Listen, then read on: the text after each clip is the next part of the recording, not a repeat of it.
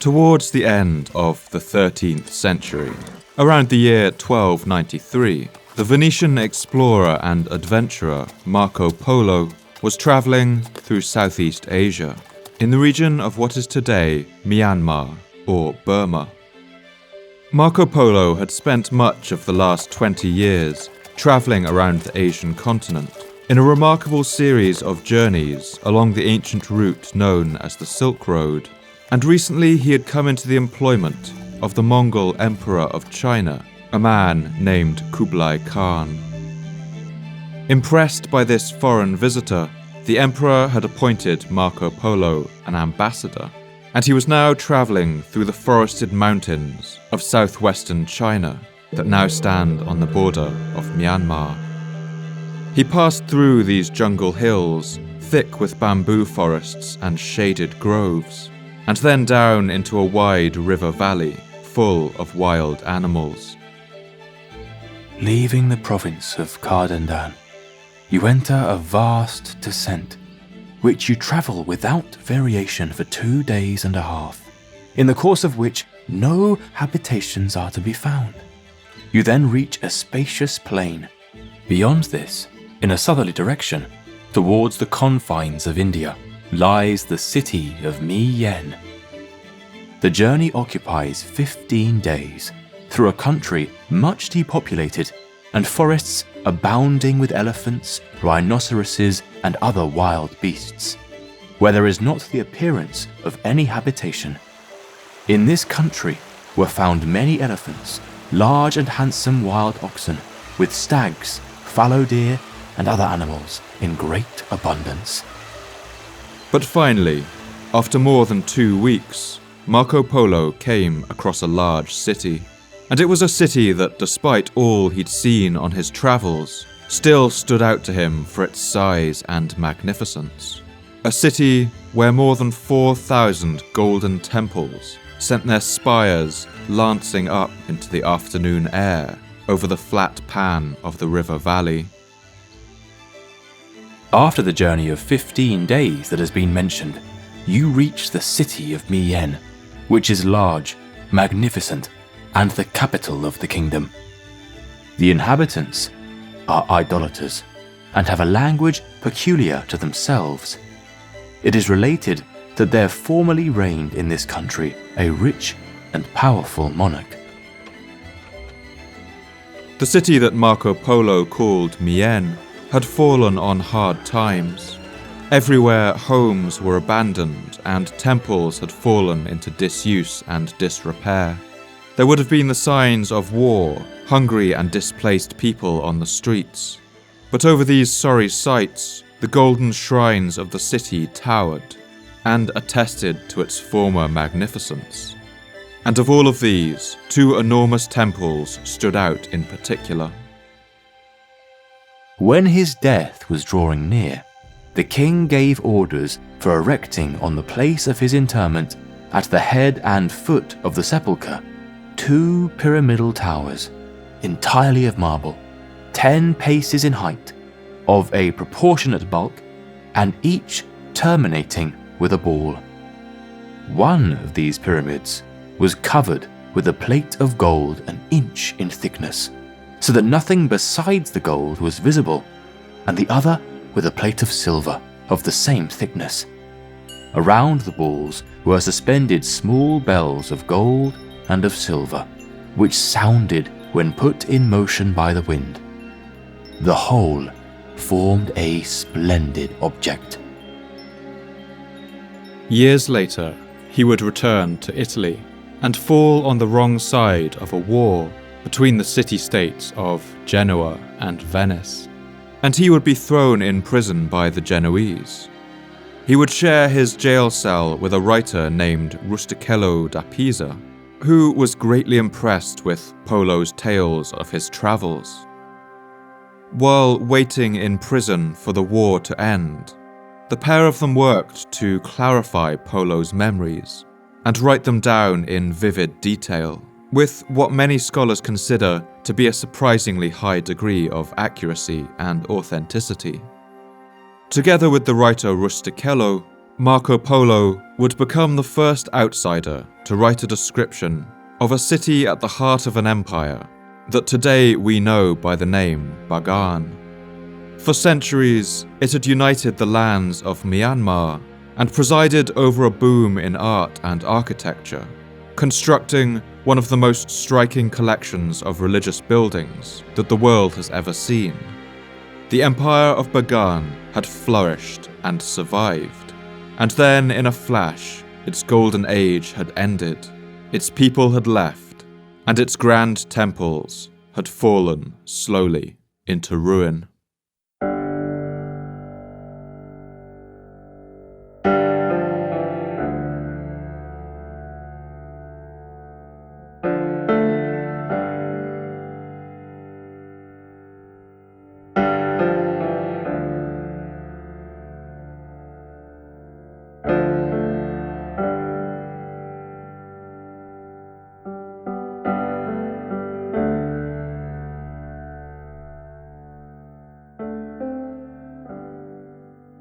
My name's Paul Cooper, and you're listening to the Fall of Civilizations podcast. Each episode, I look at a civilization of the past that rose to glory and then collapsed into the ashes of history. I want to ask, what did they have in common? What led to their fall? And what did it feel like to be a person alive at the time who witnessed the end of their world? In this episode, I want to tell one of the most colourful stories of civilizational survival, the story of the Bagan Empire of medieval Myanmar.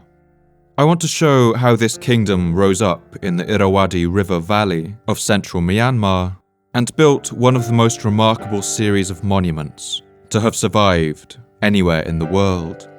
I want to show what life was like for the people who lived there and what happened to cause its sudden and complete collapse.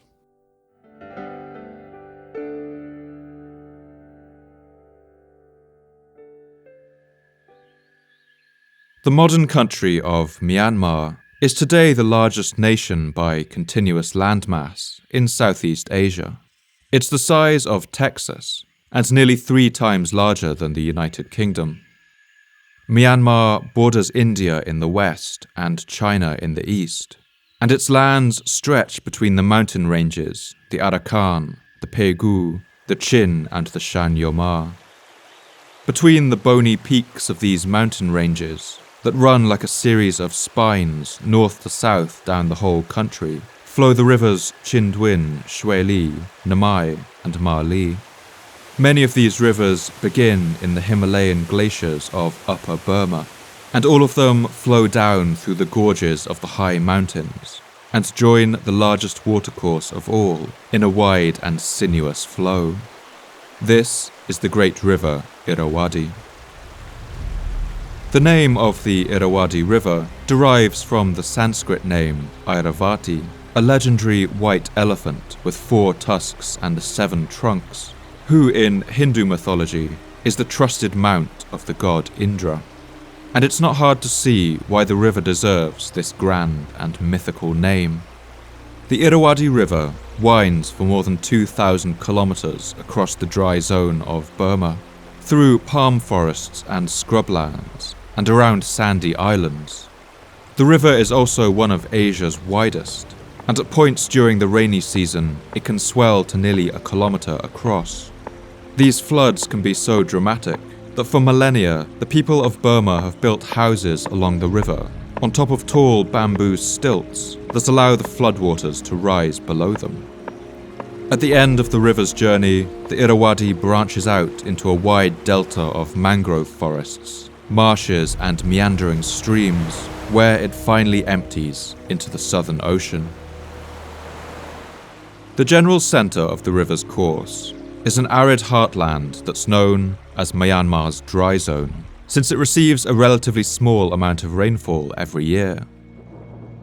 The mountains that surround this wide basin on 3 sides soak up much of the moisture, holding back the clouds like a great wall. But the rain falls instead in the hills, and this rainwater then flows down through the great river Irrawaddy. This means that so long as you stay close to the river, the dry zone is actually never short of water. Since humans first arrived in Myanmar, people have flocked to the banks of this river to make their livelihoods, to farm their rice, and to build their towns.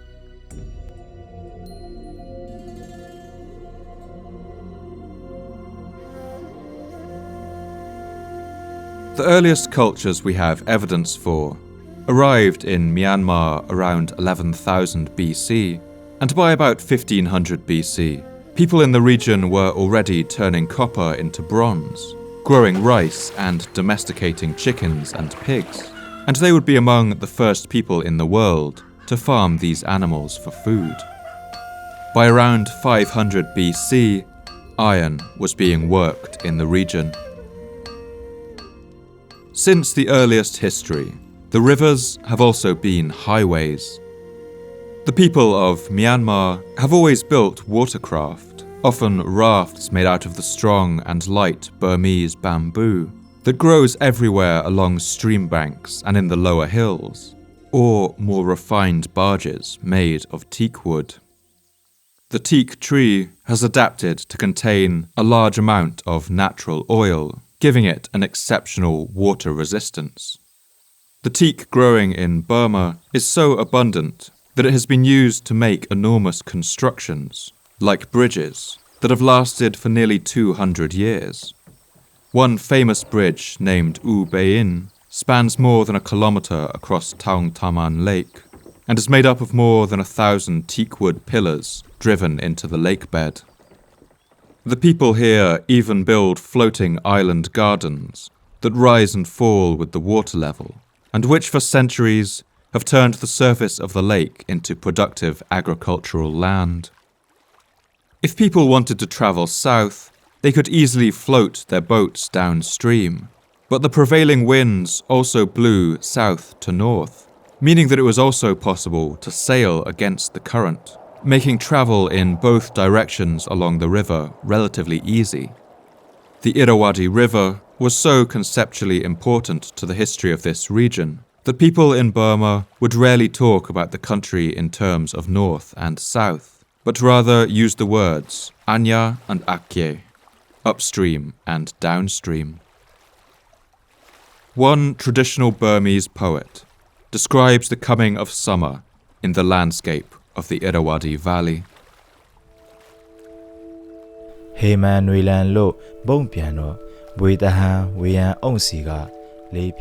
As the hot season revolts against the cold in the pattern of contrasts, the sky becomes cloudy and winds are hot again. It is summer. Leaves on trees turn yellow to fall, to show new leaves. Stems twist or break, yet sprouts on tama trees are now soft greens like parrot eggs.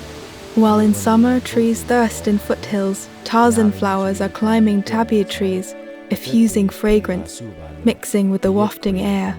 At sunset, crow pheasants are cooing, and from afar come the cuckoo's notes. Now and again, thunder is beating through heaven's expanses like lambara and Daindi drums, and I think of the pouring of water on the Bodhi tree, and of the absent companion in the golden palace of victory, and I am mournful.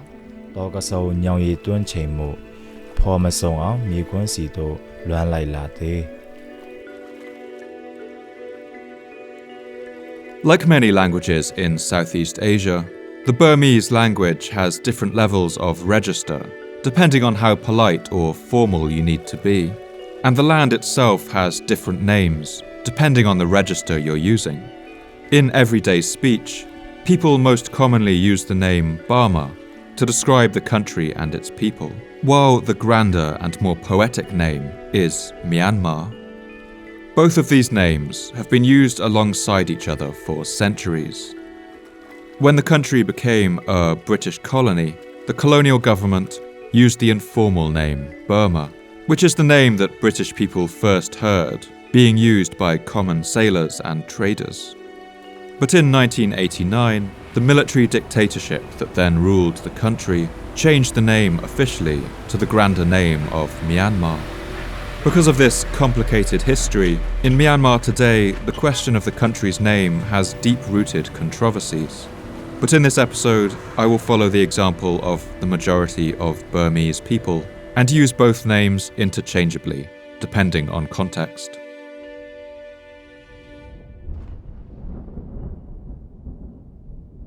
And so it's on this geographical stage that the story of the Bagan Empire would play out, in the dry zone of the country, surrounded on all sides by mountains, and watered by the great river highway, the Irrawaddy.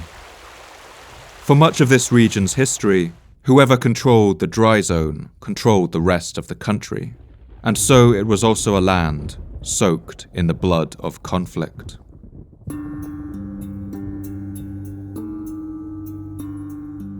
There are two major sources for events in Myanmar during the medieval period.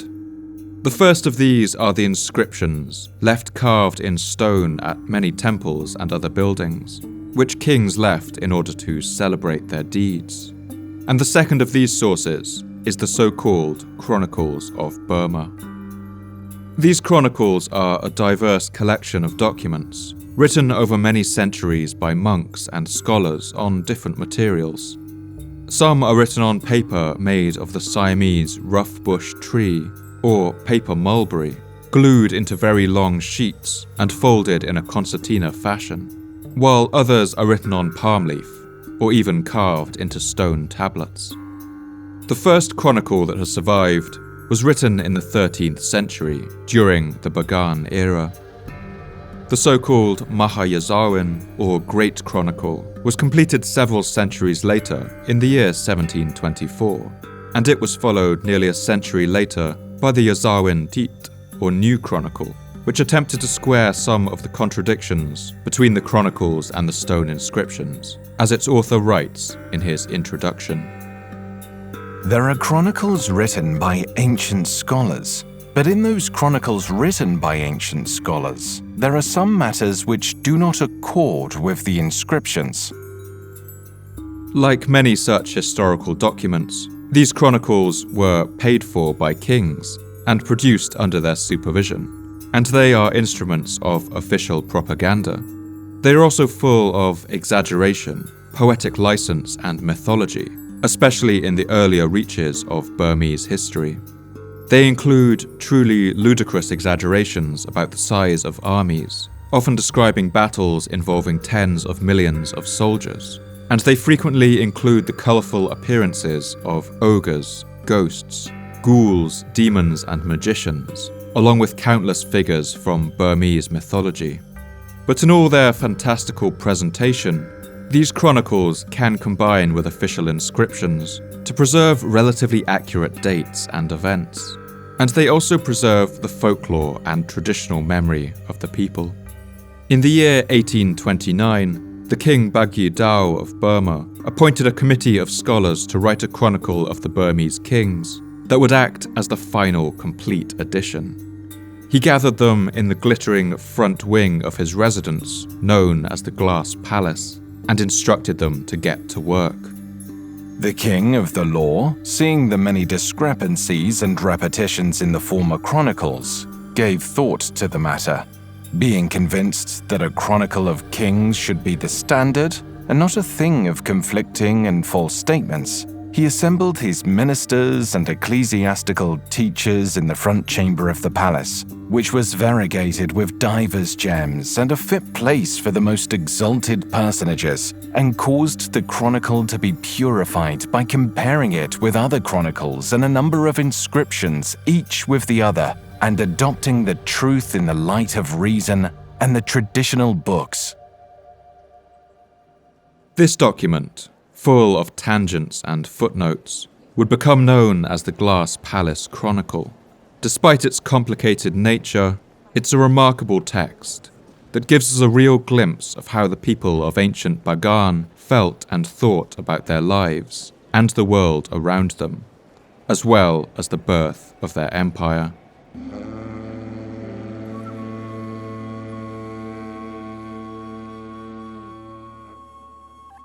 The origins of the people who first spoke the Burmese language are wreathed in mystery.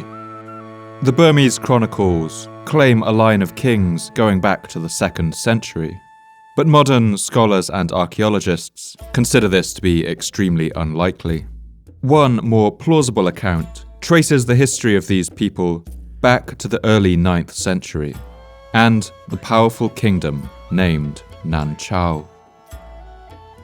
The power of Nan Chao ruled over the area across the mountains to the east, in what is today the lofty province of Yunnan in western China.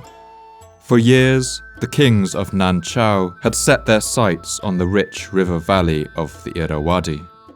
The year was 832. Around the world at this time, the Byzantine Empire, the last remaining part of what had been the Roman Empire, was fighting for its life against increasingly confident Arab empires, inspired by the young religion of Islam. In the Mayan lowlands of southern Mexico, the last king of the soaring city of Copan, a man named Ukit-Tuk, was commissioning a stone monument that would never be finished because his entire society was collapsing under the pressures of drought and warfare, and the population was fleeing the city. In what is today France, King Pepin I of Aquitaine and his brother Louis the German revolted against their father, the Frankish Emperor Louis the Pious, the son of Charlemagne. And in the mountains of southern China, the armies of Nan Chao marched out to conquer the lands of Burma. At that time, the society occupying the dry zone around the Irrawaddy was a people who are remembered as the Pyu. Exactly who the Pyu were and what they called themselves, we have little idea.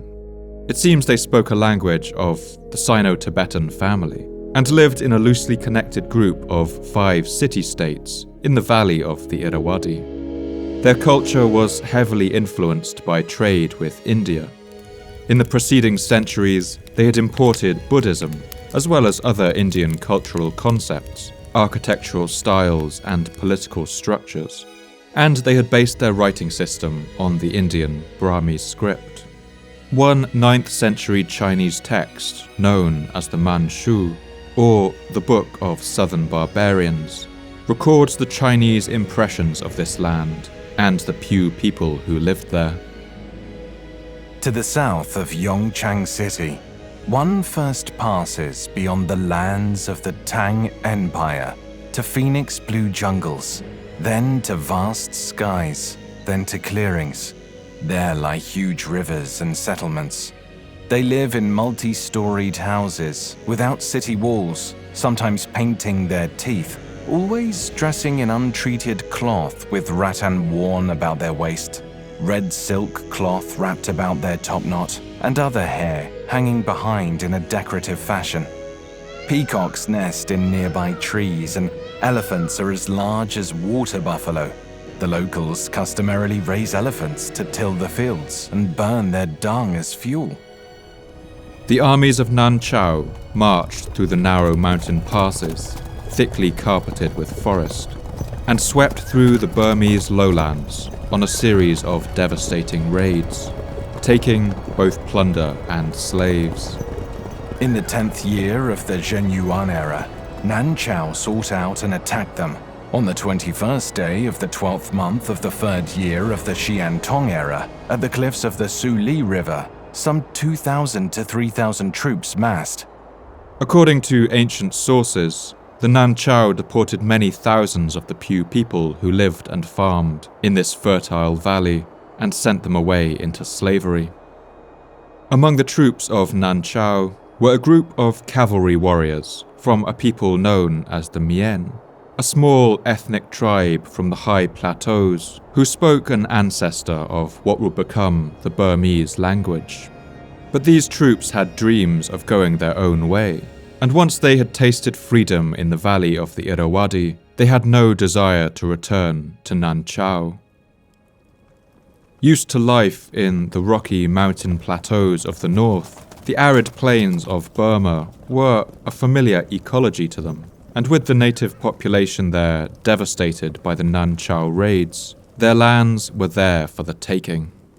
the Mian broke away from the kingdom of Nanchao and decided to settle in this new land, and ultimately they would found a kingdom there. Other historians contest that the Burmese speakers already existed in the valley, and that they were part of the Piao people, and had nothing to do with the Nanchao raids. But as with everything in these early stages of the Chronicles, we're left with a hazy fog of contradictions and uncertainties, and the answer actually may have been a mix of both. On the other side of the world at the same time, sea-going Norsemen from Scandinavia were arriving in great numbers on the shores of eastern England, sometimes as raiders, sometimes as settlers, and sometimes as refugees. And over the next century, they would come to topple the Saxon kingdoms that ruled there. And as they did so, they would plant a distinctly Norse character on the people of England and the English language that emerged from them. I think it's possible that the Burmese people then settling in the Irrawaddy Valley may have arrived in similarly complex circumstances and formed a similar hybrid culture with the people who lived there.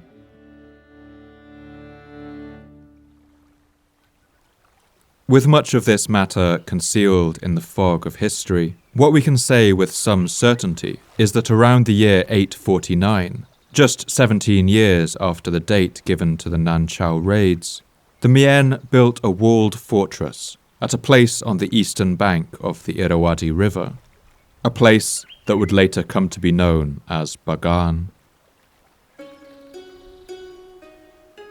The chosen location for the city of Bagan owed much to the geography of the land around it. It seems to have been built on the ruins of a previous settlement belonging to the Piu people, and stood on a sizable bend in the meandering course of the Irrawaddy River. The settlement had easy access to water and was surrounded by countryside that would be the most fertile and productive of all Myanmar for the next 500 years. Part of the reason for this was the region's violent geological history. Around 50 kilometers to the southeast of Bagan was a great dormant volcano named Mount Popa. This volcanic cone, covered in thick forest and shaded bamboo groves, is a sacred site that for centuries has been the focal point of worship for the people of Burma. Southwest of Mount Popa is Taung Kalat, or Pedestal Hill, a striking, sheer-sided volcanic plug which rises more than 650 meters above sea level, and where a Buddhist monastery now sits, towering over the forested landscape below. Mount Popa has long been believed to be the home of powerful spirits that the Burmese call Nats, and the worship of these spirits has always existed alongside Buddhist religious practices in a complex relationship. While this soaring mountain rising out of the flat plain has long captured the imaginations and religious sensibilities of the people, it was also partly to thank for the success of their society. The ash that volcanoes spew out during their eruptions is rich in elements such as iron, magnesium, and potassium, minerals that are crucial for the healthy growth of plants. When volcanic rock and ash weather and leach into the soil, these elements are released. And so, combined with the fertility of the silty soil along the river itself and the plentiful water supply, this meant that the soils in this region were immensely productive, and the people of Bagan were able to conduct 2 bountiful rice harvests per year and grow other crops like pulses, sesamum, cucumbers, and millet. On the spot that they'd chosen for their new city, the Mian built a thick and high wall out of brick. And they built it according to the traditions of Buddhist cosmology and numerology. The inner wall of Bagan was broken by 12 gates to represent the 12 signs of the zodiac, with 4 main gates at each of the cardinal directions, north, south, east, and west. The walled area of the city wasn't huge, little over a square kilometre in fact, but the walls contained only the palaces of the kings and the headquarters of his administration. Outside this fortified centre, a sprawling city would soon grow up around it, much of it built out of teak and bamboo that has left little trace in the archaeological record. By the mid-10th century, a king was in place in Bagan, although we don't know the exact names and dates for these early kings. One 9th century Arab traveller to India and Burma, named Suleiman Nadwi, wrote an account of the powerful army that one king of Burma fielded. They say that when he marches to battle, he is accompanied by about 50,000 elephants. He campaigns only in winter. Indeed, his elephants cannot stand thirst, and so they can go forth only in winter. They say that in his army, even the washermen amounted between 10 and 15,000. Thanks to the ongoing study of inscriptions, we do know the names of at least 2 kings who ruled around the turn of the first millennium, Nyang U Saurahan and Kiang Pi Min, both of whom were once considered to be legendary. By the year 1004, a Chinese source from the Song dynasty records an ambassador arriving from what they called the Pu'ukan kingdom, which is thought to refer to Bagan. And it seems this ambassador was seeking recognition from Song China, which was then considered the great power in the region, suggesting that the kingdom of Bagan was now confident enough to look outwards and assert itself to its neighbours. But reliable sources on these early kings are extremely thin and all mixed up with legend. The first king of Bagan who steps out of the historical record in full colour would not come for another half-century. He was long considered the founder of the Bagan Empire, and although we now know that it was likely in existence for 2 centuries or so before his reign, he is arguably its first great king, and certainly the king who would lead it to new and glorious heights. He was a man named Anaurata.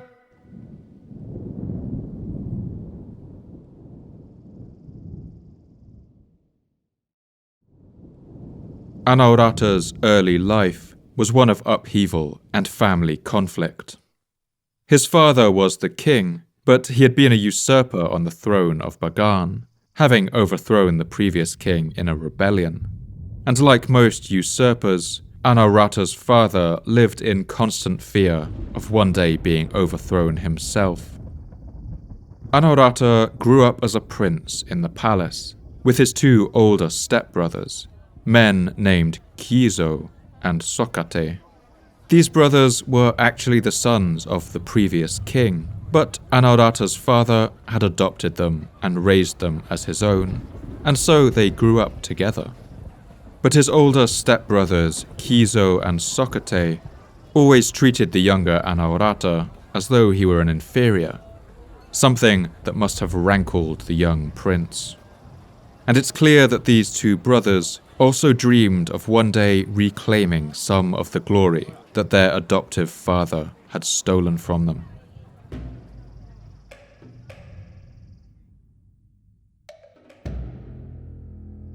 While he was still a boy, Anaurata's treacherous brothers plotted a coup to overthrow his now aging father, as the Glass Palace Chronicle recalls. When Kizo and Sokate came of age, they built a pleasant monastery and said to King Kunsor, "Come and call thy blessings on the monastery." And the king took no heed nor scrutiny, but hearkened to them. And Kizo and Sokate seized the king and threatened him and made him become a monk. And they spread the rumour far and wide that the king, in his zeal for bliss hereafter, had become a monk.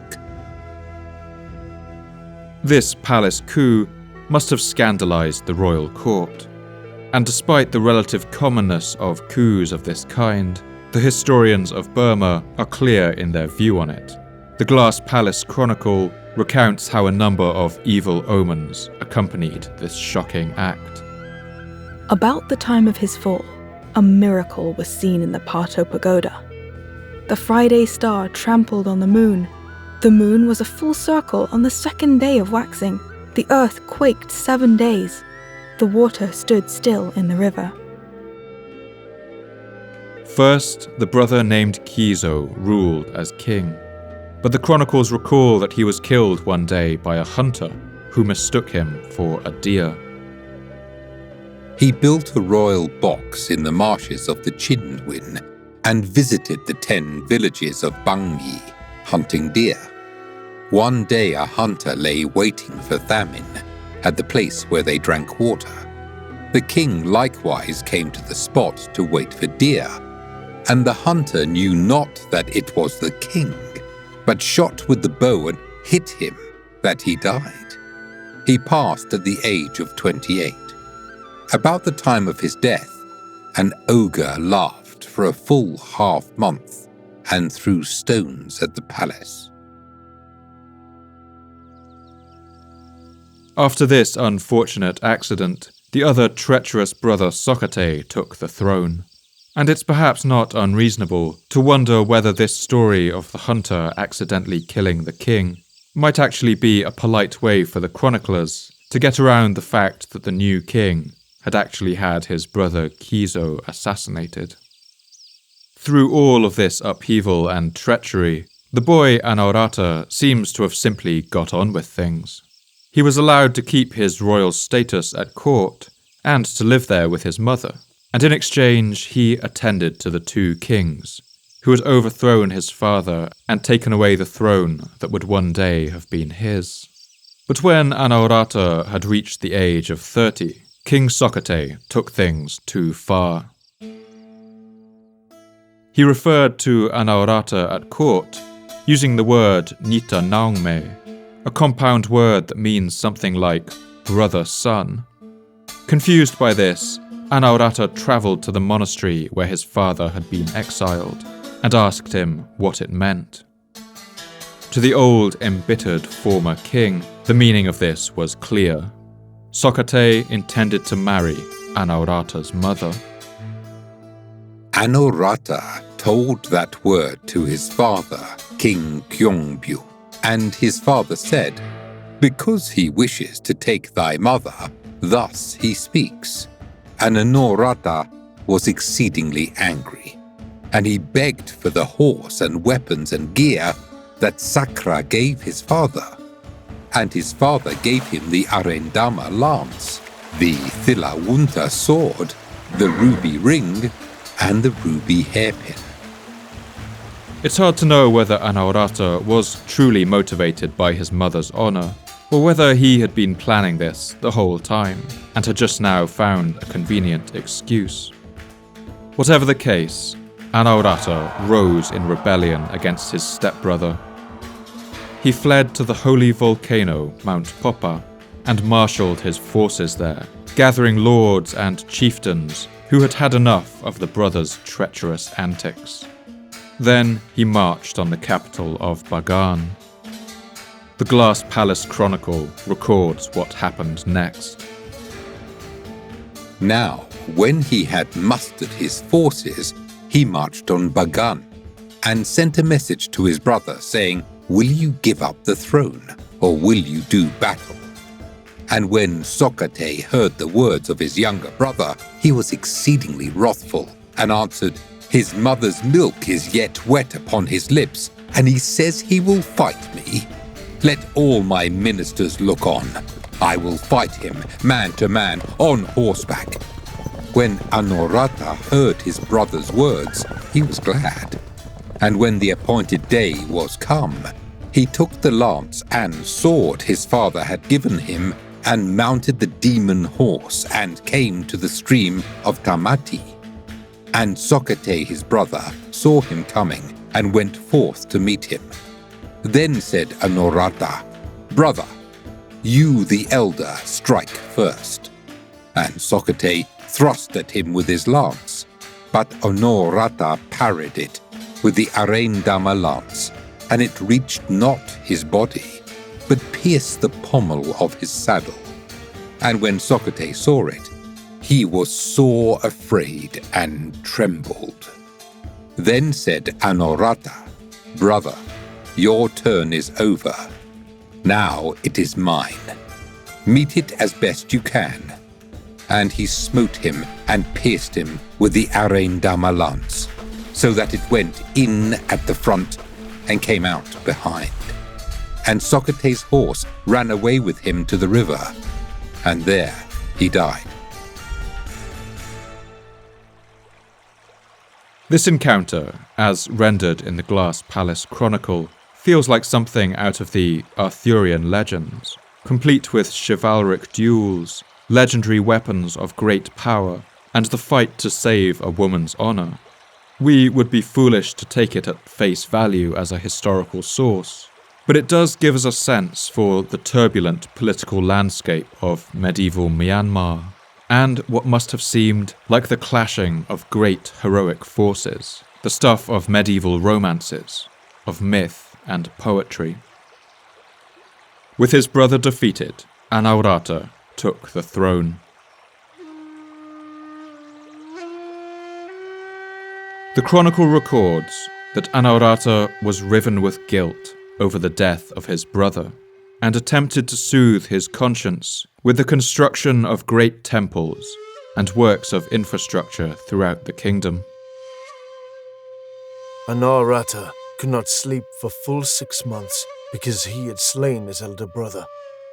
Then Sakra visited him with a dream, saying, "King, if thou wouldst mitigate thine evil deed in sinning against thine elder brother, build many pagodas, monasteries and rest houses, and share the merit with thine elder brother. Devise thou many wells, ponds, dams and ditches, fields and canals, and share the merit with thine elder brother." Archaeological evidence does show that Anaurata was indeed a prolific builder. Soon after coming to the throne in the year 1044, he marched into the north to secure the northern border and built 43 forts along the Irrawaddy River. The north was traditionally the gateway to Burma, the lands through which all potential conquerors had previously marched, and so it's clear he was keen to secure his land from invasion. King Anaurata built his network of fortresses as an armoured corridor that protected the valuable farmlands of the north and allowed his armies to move quickly along well-supplied routes. He also fortified many of the towns in this region, building strong city walls and garrisons. While in the north, he also built extensive irrigation canals and improved the existing water infrastructure to get the most out of the land's potential, and many of the canals and reservoirs that he built are still in use today, nearly 1,000 years later. Having secured the north to his satisfaction, King Anaurata turned his attention to the south.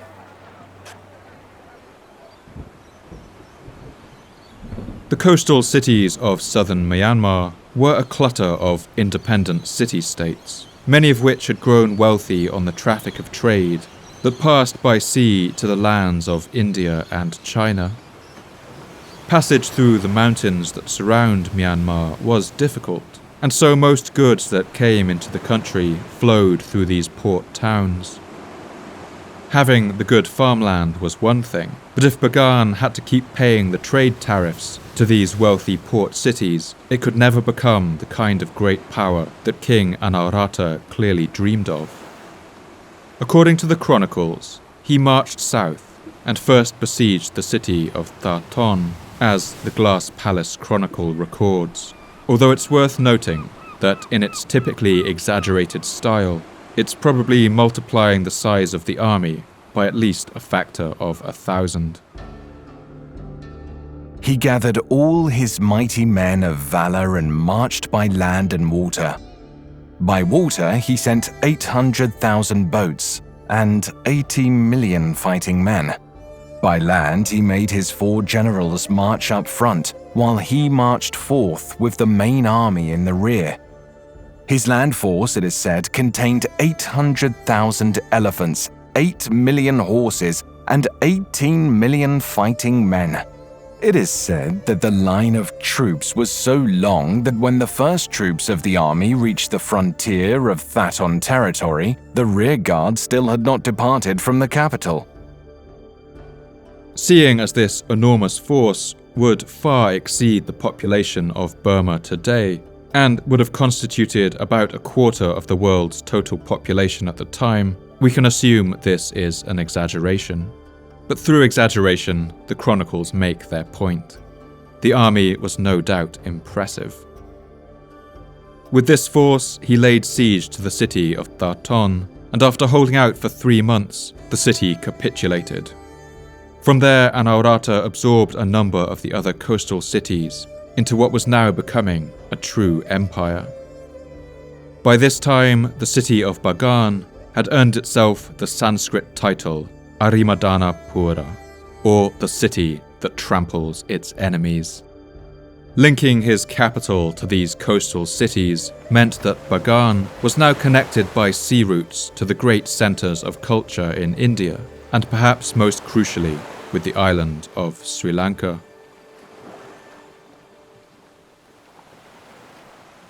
Sri Lanka is a nation off the coast of southern India, and for much of its history it has held on to a distinct cultural character. While Buddhism in its homeland of mainland India had mostly died out by this point, it had survived in Sri Lanka, and this island nation had become the heartland of an ancient and austere form of Buddhism, known as Theravada. These new cultural links would transform the culture and religion of Myanmar and bring it into contact with new forms of religious thought. And for King Anaurata, freshly returned from the battlefields of the south, they would provide an irresistible opportunity. That was a chance to take on some of his oldest rivals. Not an enemy kingdom or empire, but an institution at the heart of his own kingdom, the Buddhist Church itself.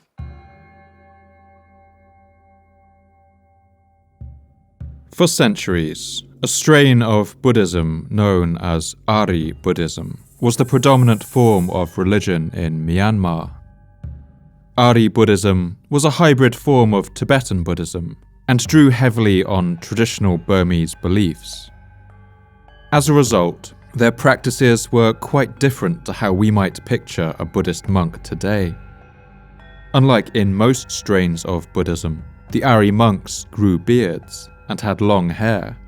They wore blue-black robes dyed with indigo, drank alcohol, and practiced a form of martial arts similar to boxing. They rode horses and even occasionally went to war. They also worshipped the figure of the Naga, a powerful form of snake spirit drawn from Hindu mythology, and built statues depicting these in their temples.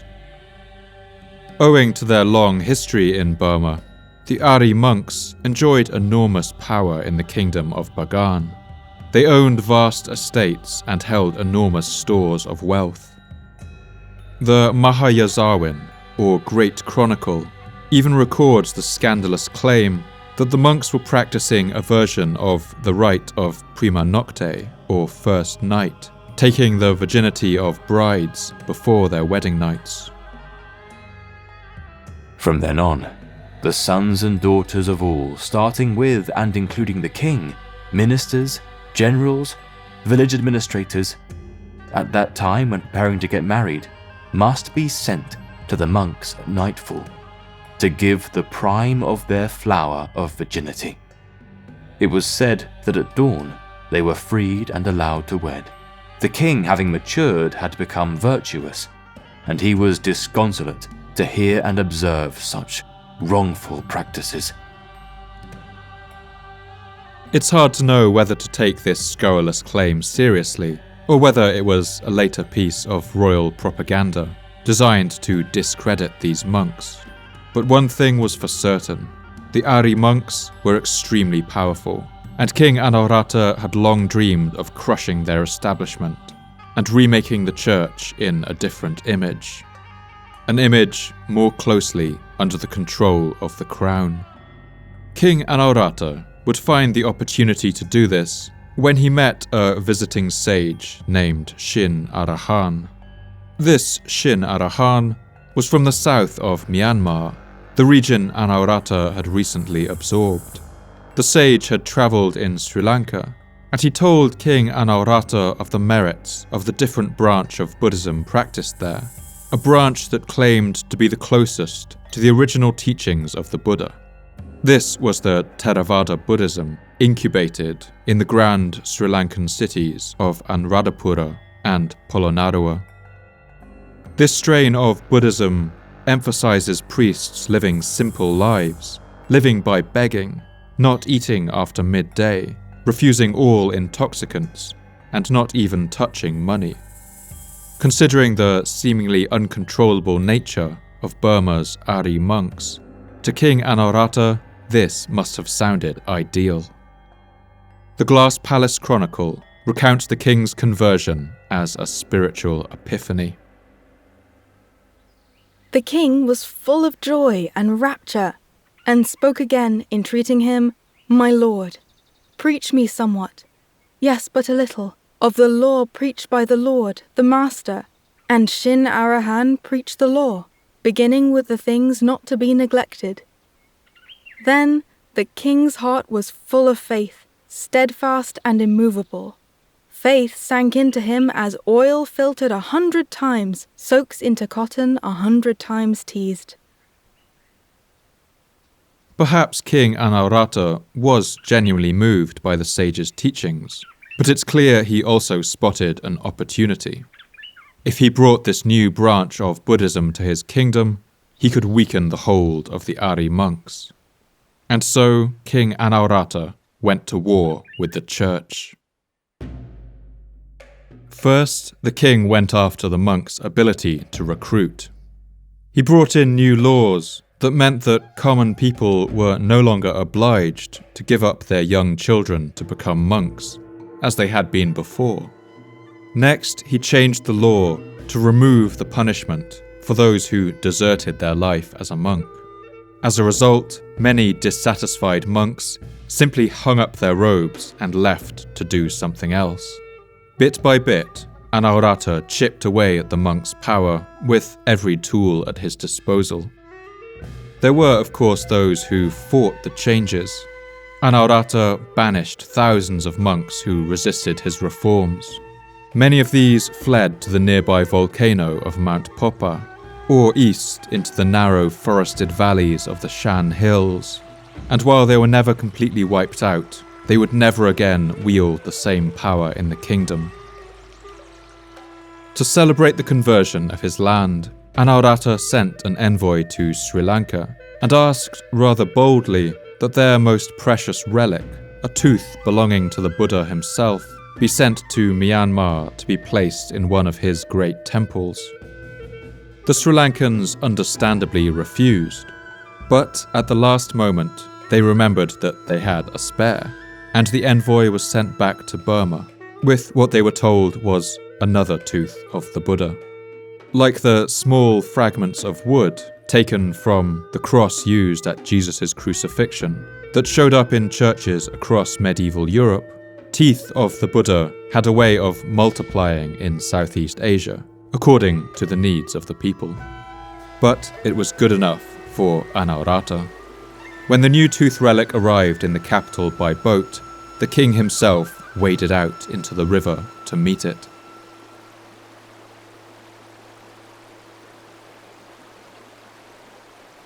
Anaurata was an effective ruler, but at times he could also be uncompromising and harsh. While he was often able to achieve what he wanted in his kingdom, he did this largely at the expense of his popularity. And this is nowhere more apparent than in the story that is remembered as the tragic romance of his son Kyansita. Kyansita was a great general, and had led his father's armies into battle many times. And when the people in the region of Pegu complained about raiders destroying their homes and stealing their animals, the king sent Kyansita to deal with the situation. The story goes that the prince saw off the raiders, and the people of Pegu were so grateful that they sent him home with various gifts for the king, gifts of gold, hairs belonging to the Buddha, and a beautiful young woman named U Kin, intended to be offered to the king as a bride. But on the journey home, Prince Kyansita and U Kin fell in love. When Anaurata found out about this Arthurian betrayal, he exiled his own son, who was forced to flee across the countryside of Myanmar and go into hiding. This story, with its forbidden love, betrayal and dramatic finale, has proved irresistible to generations of playwrights, songwriters and poets in Myanmar. But ultimately, it seems that this uncompromising nature would finally lead to the downfall of King Anaurata. On the 11th of April, 1077, the king was riding through the outskirts of Bagan on the back of his elephant.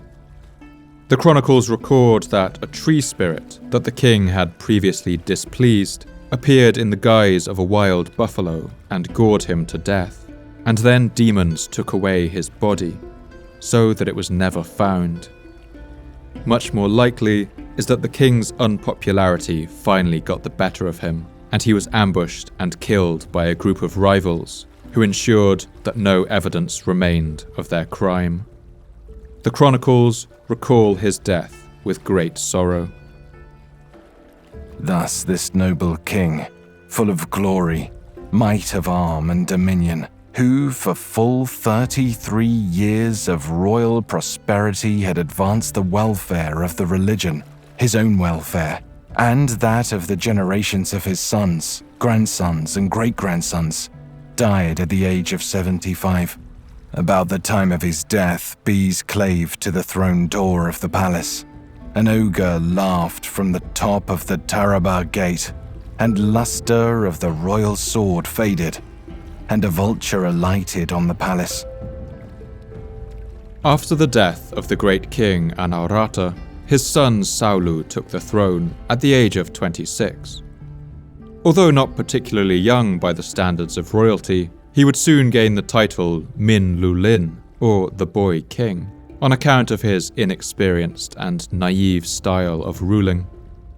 After only 5 years of mismanaging the kingdom, he faced a rebellion in the south, among the Mon people who lived in the coastal cities that his father had conquered. For not the first time, the chronicles recall a quite unlikely sounding version of events. In this version of the story, the king Saulu lost at a game of dice with one of his nobles, a childhood friend of his named Yaman Khan, and in a fit of sore losing rage, he dared the noble to rebel against him. One day the king and Yaman Khan played at dice, and Yaman Khan won, and he rose up and clapped his elbows.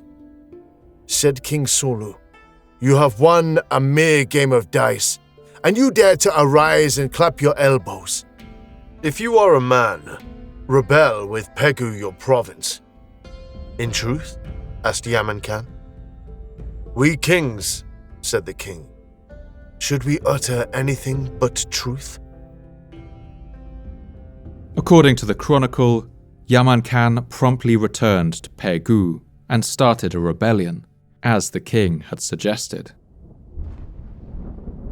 While this account may not exactly be true, it probably does contain some truth about the character of King Saulu, who by all accounts had a petty and childish nature, and seems to have treated the business of ruling as though it were little more than a game.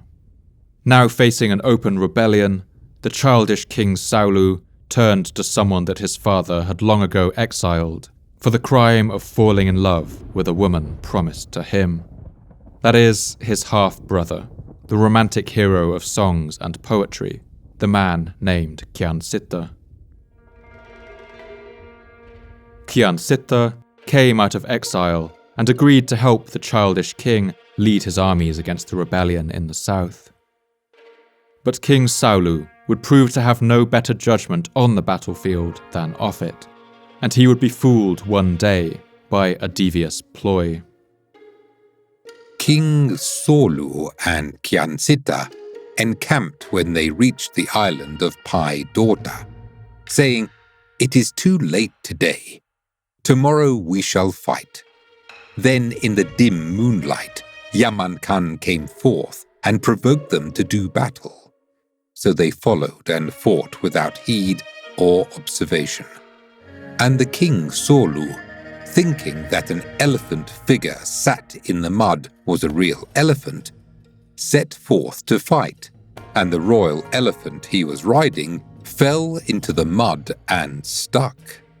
And King Solu climbed down from his back and ran, and entering a hole in the banyan tree in the forest, hid there.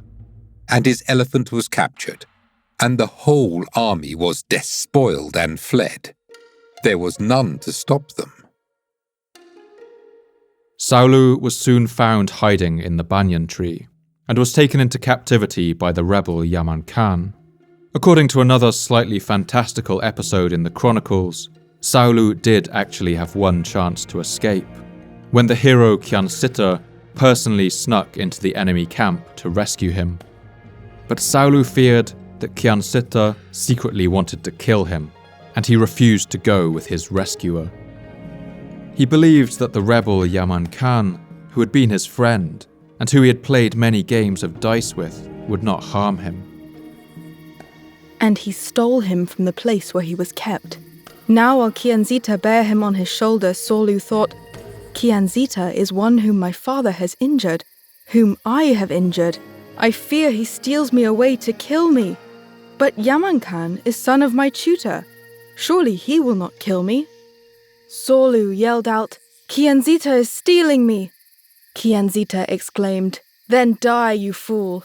Die the death of a dog at the hands of these scum, flung him down and ran for his life. He swam across the Irrawaddy and eventually made back to safety. But like many of his other calculations, Saulu's gamble didn't pay off. Fearing more escape attempts, Yaman Khan had the king killed in April of the year 1084. In the game of life, it seems the king Saulu was always rolling ones. After the death of Saulu, Kyansita continued to lead the royal armies of Bagan against Yaman Khan's rebellion, and the rebel leader fled south on the river on his opulent golden barge. Kyansita sent a hunter named Yasin to follow him, and to kill him if he could. The chronicle recounts what happened next. And Yasin the hunter caught him up below Yawatha, and he climbed a fig tree and uttered lovely notes like the voice of a bird. When Yaman Khan heard that sound, he opened the door of the golden raft and looked, saying, What bird is that, uttering notes so sweet and wonderful? Now he had but one good eye, and Yasin the hunter, from the place where he waited peeping, drew his bow and shot, and hit the eye of Yaman Khan, and he died.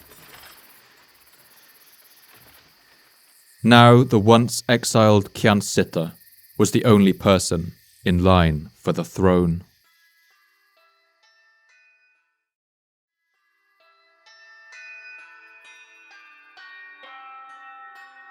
Kyansita came to the throne on the 21st of April, 1084, and assumed the title Sri Tribhuvanaditya Dharmaraja, which means something like Fortunate Buddhist King, Son of the Three Worlds. In many ways, he was the perfect uniting figure for the country after such a period of violence and division. While in exile from his father, he had lived for 7 years in the southern Mon region, among those coastal cities, and there he had developed a genuine love for the Mon people and culture. Kyansita invited Mon nobles to court and appointed them to high positions in the kingdom, some of whom had been part of the rebellion only years before. The result of this generous approach was a long period of peace in Myanmar, and with that peace came a period of great prosperity. During this time, the capital city of Bagan grew to previously unimaginable size and wealth. The population boomed as a result of the growing agricultural potential of the city, but Bagan also attracted people from across the region: artists, sculptors, masons, architects, monks, scholars, and teachers. We can track the booming of the city in the ever-increasing number of temples that were built in the 300 years after the reign of King Anawrahta, each of which we can reliably date with carbon dating. During this time, as many as 4,000 temples were built, along with thousands more brick structures supporting them. Many of these temples had vast stupas, or domed shrines, at their center, and the effort and expense of constructing these must have been enormous. This building effort would have required an army of masons and carpenters, plasterers and sculptors, gold and silversmiths, either paid in cash or working in exchange for food, animals, and land. These artists would have required the support of an even larger array of supporting industries.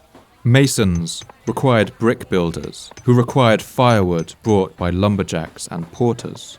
The sculptors of countless statues of the Buddha needed miners of marble and dolerite, and elephant trainers to transport the heavy stone blocks. And all of them needed rice, fruit, vegetables, meat, and game. And of course the alcoholic spirits brewed from rice, or the foaming toddy made from the fermented sap of the palm tree.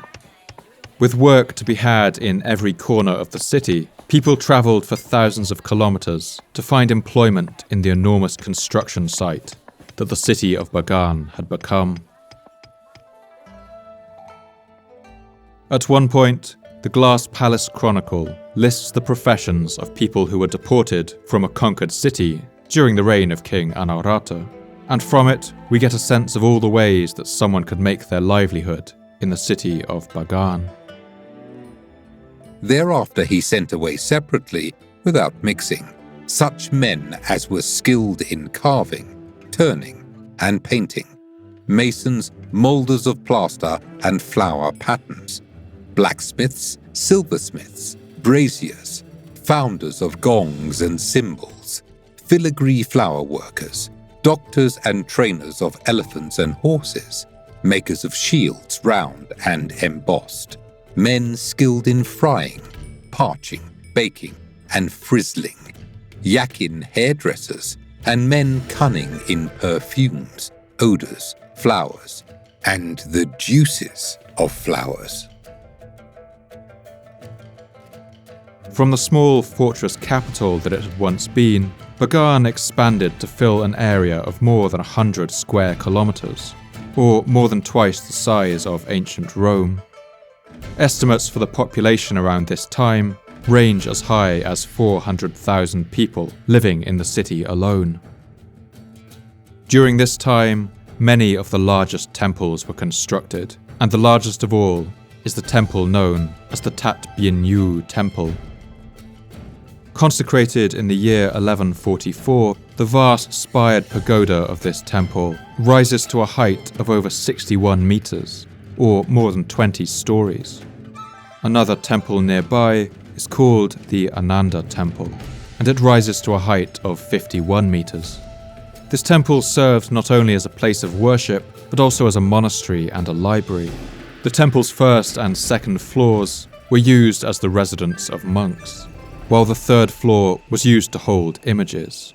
The fourth floor was used to store manuscripts and books, and the fifth and top floor stored the precious relics. The building of temples in Bagan was seen as the ultimate form of devotion that a king could engage in. When one later king, Alaung Situ, dedicated the completing of the Shui Gugi Pagoda, he spoke the following prayer, in which he envisions the temples as a kind of grand infrastructure of the soul, as a bridge across samsara, or the endless cycle of rebirth, and towards eternal enlightenment. By this abundant merit, I desire here nor hereafter no angelic pomp of Brahmas, Suras, Maras, nor the state and splendours of a monarch, nay, not even to be the pupil of the conqueror. But I would build a causeway sheer across the river of Samsara, and all folk would speed across thereby until they reach the blessed city. These temples were held in the highest reverence. One of the inscriptions at the unfinished Mingun Patodaugi temple, built some time after the Bagan era, contains the following blessings for those who respect the sanctity of the temple, as well as a series of blistering curses against any who damage or desecrate it. Who favours and upholds like me the gift of faith which I thus offer with all my heart, be he my son, grandson, or any future king who comes after me, queens, princes, royal ministers, high or low, may he be favoured above others with the wheel of treasure. May he be endued like King Mandata with glory, majesty, and power. But whoever spoils even so much as an oil lamp here, may he be oppressed with the 8 dangers, the 10 punishments, the 32 results of karma, the 8 calamities, the 96 diseases. May he be suddenly overtaken with a great affliction which 1,000 doctors may not avail to cure.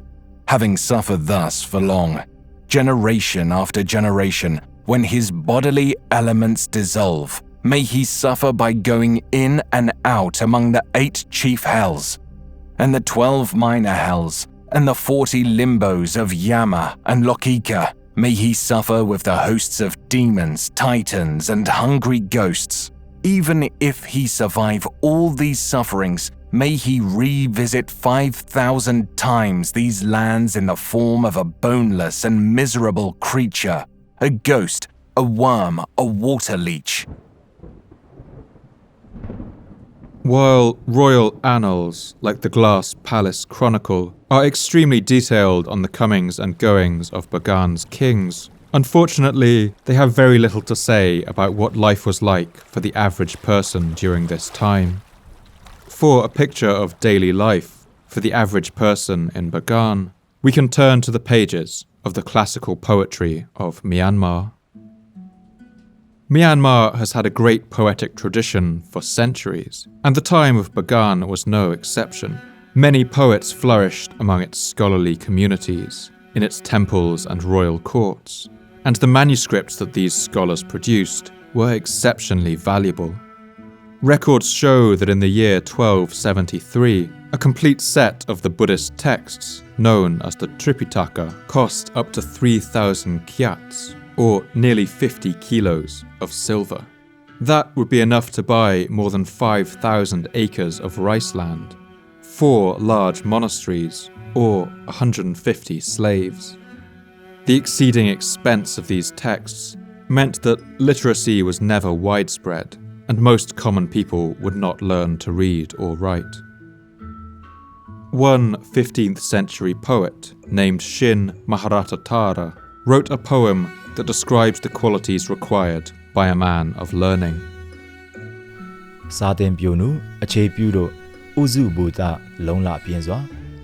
If one does not try with the eagerness of a daring eagle that firmly catches a hen, if one does not study and ponder, does not question and does not discuss, and knows only how to read palm leaves, how can one become a well-known man of letters?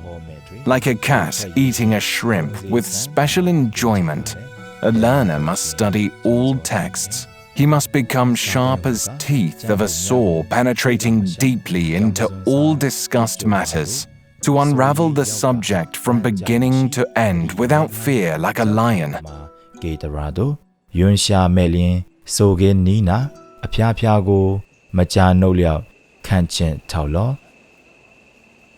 One area that these poets can really educate us about is in the realm of food. A 17th century poet named Wungyi Padetayaza gives a description of the diet of an ordinary farmer, who supplements his meals of rice and curry with various kinds of animal life that he finds in his fields. The peasant ploughs his field, and in his rice fields are water-filled holes, home to many small crabs. Tossing these into his shoulder basket, together with frogs, snails, supu plants, kazun and kinhon leaves, and pilo, all for his curry. Stoopingly, he goes back home.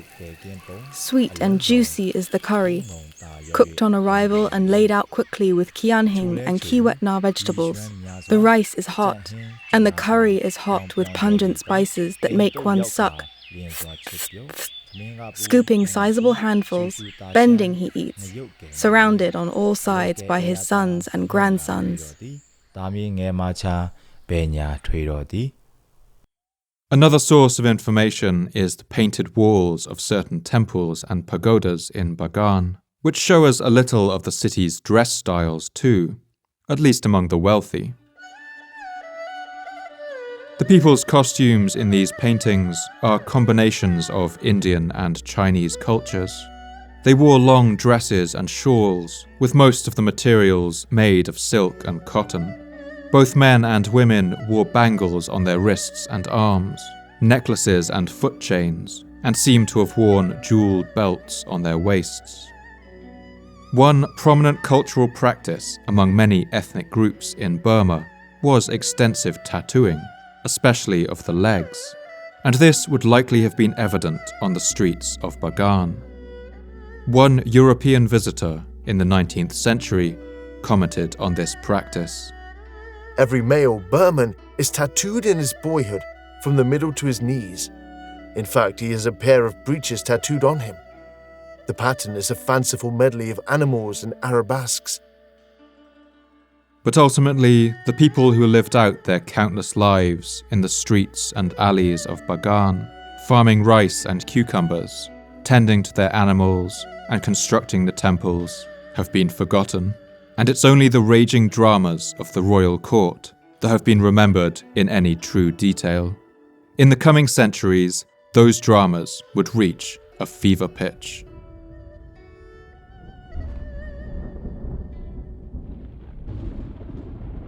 Throughout his reign, King Kyansita struggled to have a son, so much so that he almost lost hope.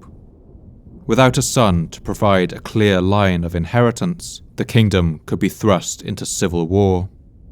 When a son was finally born to him in the year 1090, he was so overjoyed that he immediately crowned the baby boy king and stepped down to serve only as his regent.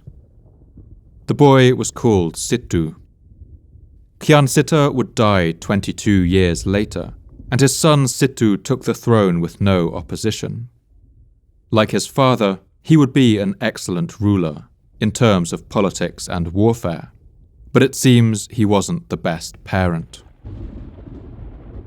He had several sons, but before they could come of age, it became clear that for one reason or another, his oldest son was not suitable for the throne, and so Sittu had him banished.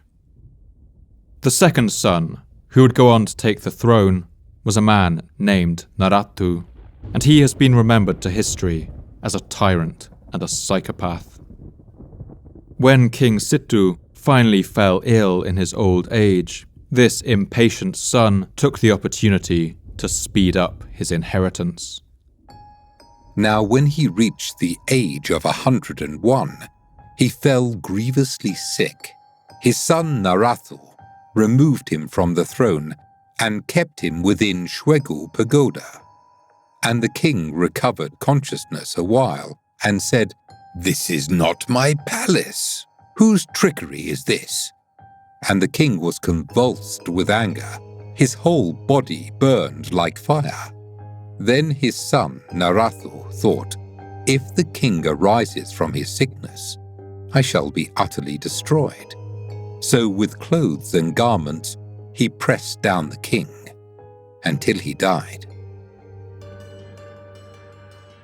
Narattu wanted to take the throne for himself, but there was still the problem of his banished older brother.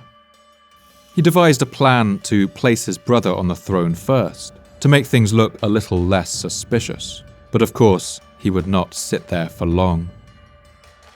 When he reached Lepan port, Narathu, according to the oath he had sworn, went down to the boat and, shouldering his brother's sword, he raised and set him on the throne. After his anointing, his food was poisoned, and that night he died. With all these threats dealt with, King Naratu ascended to the throne himself, and he would rule in a predictably tyrannical style, as the Glass Palace Chronicle recalls. King Narathu had once been the demon guardian of a mountain who had shaded the Lord, so he was great in glory, might, and dominion. His ministers, both great and small, his followers, and all the people stood in fear and awe of him. He raged furiously with wrath and pride. The king was brutal and savage. His queens, concubines, and handmaids stood in fear and awe of him, and loved him not, but hated him, and cursed him in their hearts. All the inhabitants of the kingdom starved in toil and sweat, and many forts, villages, and domains were ruined. Seemingly desperate to assuage his guilt for his heinous actions, Naratu increasingly isolated himself in his palace and ordered the construction of what he intended to be the largest and most ambitious of all of Bagan's temples, known as the Dharmayangi Temple. But Naratu would not live to see this great temple completed. It's not clear who gave the order, but Naratu was in his palace one day when he was approached by a group of 8 men dressed as monks. When the men got close enough to the king, they drew their daggers and each stabbed him.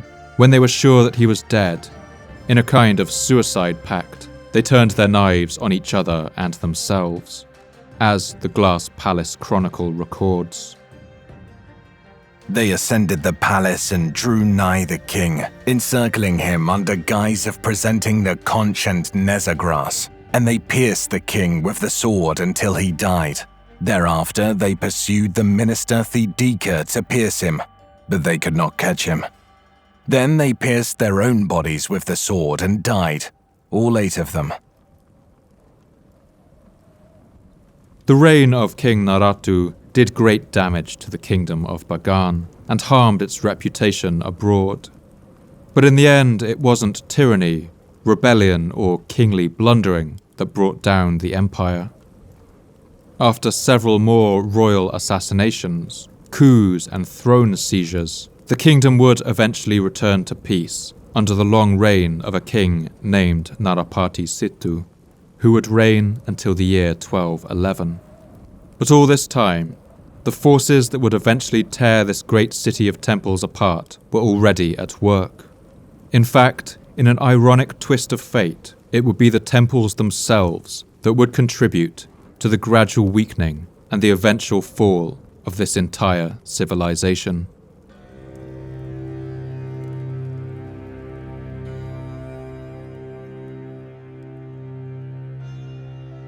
Despite the efforts of King Anaurata to rein in the excessive power and wealth of the Ari monks, the Theravada church that replaced them would soon become just as wealthy. And by the height of Bagan's golden age, it would far surpass the wealth and power that its predecessors had enjoyed. For the rulers of Bagan, the church was a powerful tool for building their own legitimacy among their subjects. The kings of Burma ruled under the title Dharma Raja, meaning a king who would uphold the duties of the church. Whenever a new king was crowned, he would begin his reign by lavishing gifts on nearby religious institutions, building new temples and donating plots of land to the monks. But it wasn't just the king who contributed to these institutions. The church also encouraged private citizens to donate land and money in exchange for benefits when they were reborn in the next life. One ancient Burmese poem offers a starkly transactional approach to these incentives, offering a kind of tiered system of rewards. Tu mamaso kudomani mimi jida myazo alu. He who gives and urges others to give things in charity will be reborn rich, surrounded by numerous attendants and holding vast possessions. He will be a shining moon in the assembly of men. He who earnestly encourages others to give donations freely, while himself offering nothing, in future rebirths will be deficient in material belongings, yet many attendants and relatives, sons and grandsons will be in his entourage. Whosoever neither himself is generous nor urges others to be, will encounter evil fate after his body's dissolution. Never feeling satiated, scarcely finding eating plants, showing hunger day and night, he will become a hungry spirit, meeting all kinds of misery. ဝေးကျင်လာစွာလူပိတ်တာဟုချမ်းသာမရဝမ်းမဝသည်ဒုက္ခပူပန်ဆင်းရဲသည် With such punishments awaiting those who refuse to donate to the church in the next life, it's not hard to see why people donated freely and generously.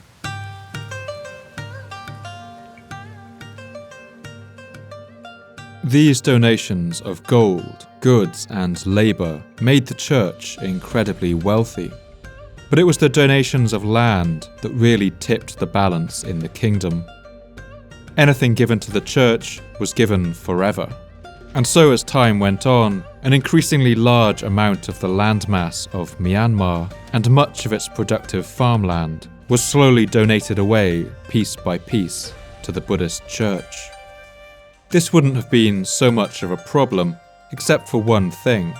That's the fact that, according to a long-standing tradition, the Buddhist church in Bagan was exempt from paying all taxes. This meant that these large temple estates ended up acting like tax havens. Today, the equivalent of 10% of the world's wealth is held in tax havens, where the rich keep their money to avoid paying tax on it. But in some modern states like Russia, several Latin American countries like Argentina, and in the oil states of the Persian Gulf, the amount of wealth held in offshore tax havens can exceed 60%. A state's ability to function is directly linked to its ability to raise funds and to marshal its collective resources for the public good.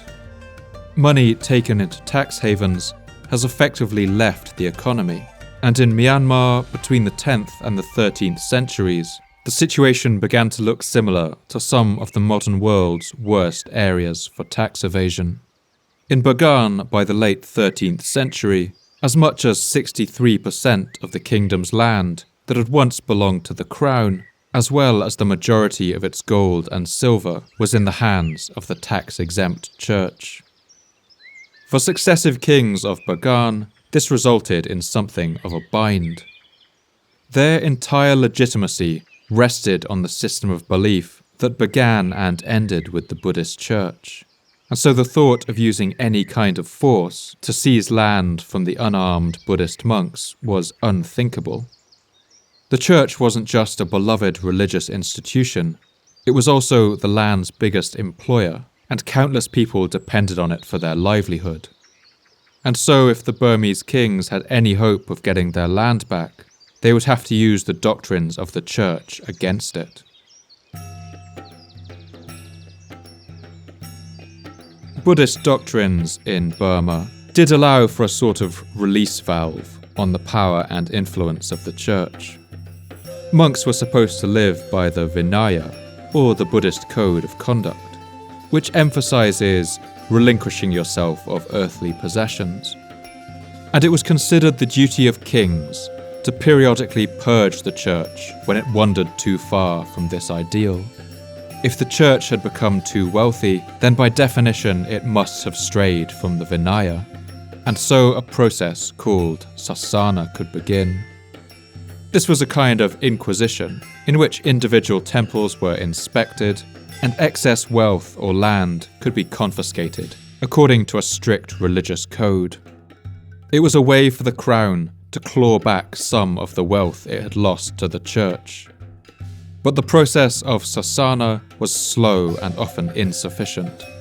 Once a stage of sasana purifying of the church was finished, often the population felt newly inspired to donate to their now pure and righteous church, and money would start flowing back to the monks in even greater amounts. After a king had purified the church, his descendants would often give even more lavish donations the moment they came to the throne in order to increase their own legitimacy. And so over the centuries, the wealth of the Empire of Bagan flowed in only one direction, from the great reservoir of the royal treasury downhill into the tax-exempt sector of the religious establishment. The historian Michael Aung Twin summarizes the situation in the following terms. The kingdom of Bagan declined because the factors that had nurtured it in the first place became, in time, forces that contradicted and destroyed it.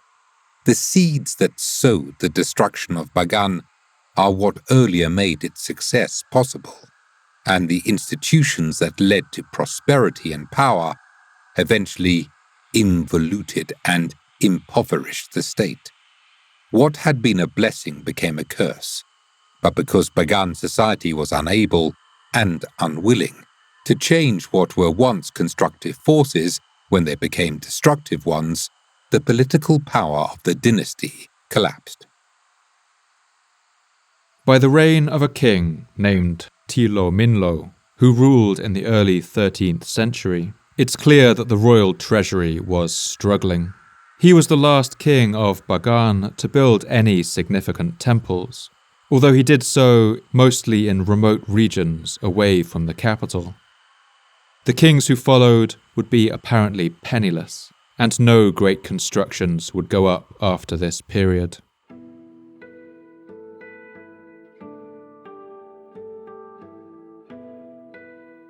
When discussing the collapse of societies, historians often talk about what they call the remote origins of the collapse. These are slow, broad trends that build up over time, cracks that begin to appear and wear away at the structure, sometimes invisible.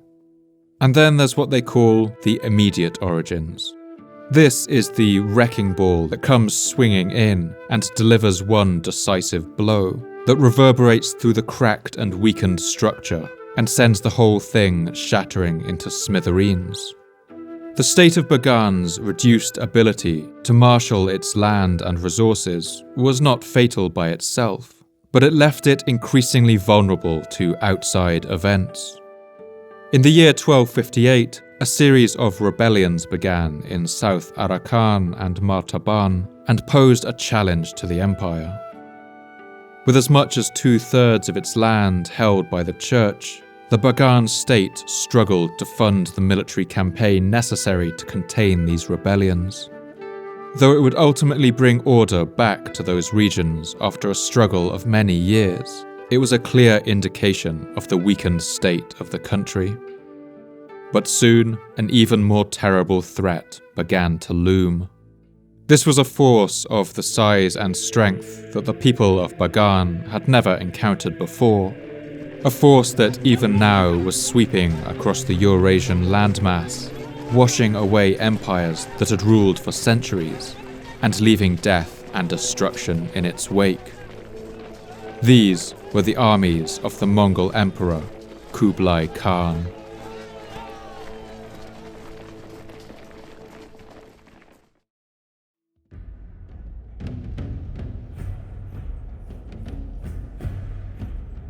Kublai Khan was a grandson of the great Mongol warlord Genghis Khan, who had united the steppe peoples of Mongolia and led them on a campaign of conquest, the likes of which the world had never seen, conquering lands from the South China Sea to the Mediterranean, from Siberia to Afghanistan. Kublai was 12 years old when his grandfather Genghis Khan died. And after the death of the great Khan, the vast Mongol Empire began to split into warring rival states. Kublai Khan would find himself at the head of the Chinese portion of the Mongol Empire and founded a dynasty known as the Yuan, with his capital at Beijing. In just 3 generations, the Mongols had gone from nomadic wanderers to emperors, and over time the Yuan dynasty would come to rule over most of present-day China, Mongolia, Korea and southern Siberia. In the late 13th century, at the same time that the Bagan Empire was struggling to contain its rebellious northern provinces and claw back some of its land and wealth from its church, the Emperor Kublai Khan was engaged in an immense war against his last remaining rivals in China. These were the Southern Song dynasty, a large Chinese kingdom that had until now resisted the advances of the Mongols. But by the year 1270, the Song were on the ropes. Kublai Khan had blockaded the Yangtze River, cutting off their supply routes, and he was now keen to encircle and destroy any remaining Song armies. But he had one problem. There was still a single remaining escape route for the Song armies, and that was through the narrow mountain passes in the southwest of China and into the lands of Myanmar. If the Song armies were able to escape through the lands of Bagan, they could continue their fight. And so Kublai Khan resolved to bring the Empire of Bagan under his sway and close off the Song's final escape route. With his forces all tied up in total war against the Song, Kublai at first had no desire for conflict with Bagan. He sent an envoy to the Burmese court and demanded that the king there swear loyalty to him and pay a small tribute. As Mongol tactics went, this was about as polite as you could get. But things would not go according to his plan.